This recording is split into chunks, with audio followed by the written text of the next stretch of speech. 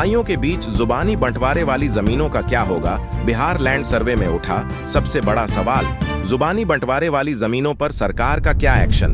बिहार में land survey का काम जैसे जैसे आगे बढ़ता जा रहा है, वैसे वैसे नए सवाल सामने खड़े होते जा रहे हैं। अब नया सवाल यह उठा है कि जिन पुश्तैनी जमीनों का बंटवारा जुबानी हो चुका है, लैंड सर्वे के दौरान उसका हिसाब किताब कैसे होगा?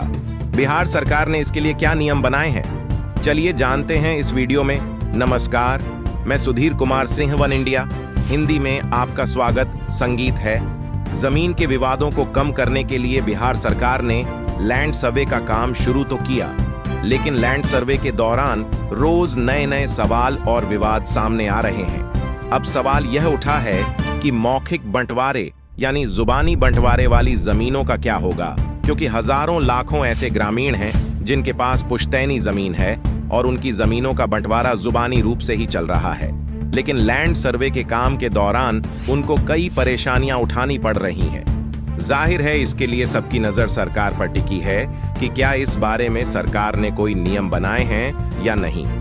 यह तो सभी को मालूम है कि लैंड सर्वे के लिए सभी भाई बहनों के साइन वाले रिटर्न पेपर जरूरी हैं। अगर ऐसा नहीं होता है तो जमीन सभी भाइयों के पास चली जाएगी, चाहे जमीन बेची गई हो या नहीं।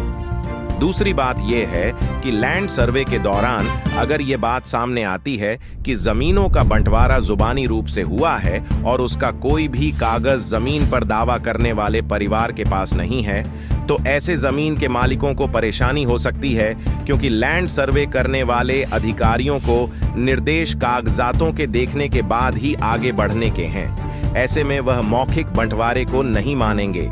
जुबानी बंटवारे वाली जमीन के मामले में एक और सिचुएशन सामने आ रही है।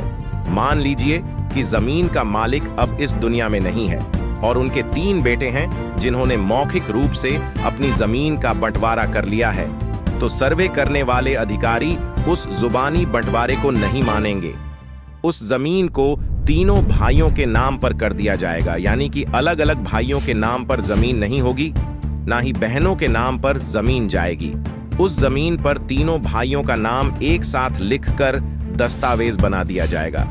अगर जमीन बेच भी दी गई हो तो उसे नहीं माना जाएगा।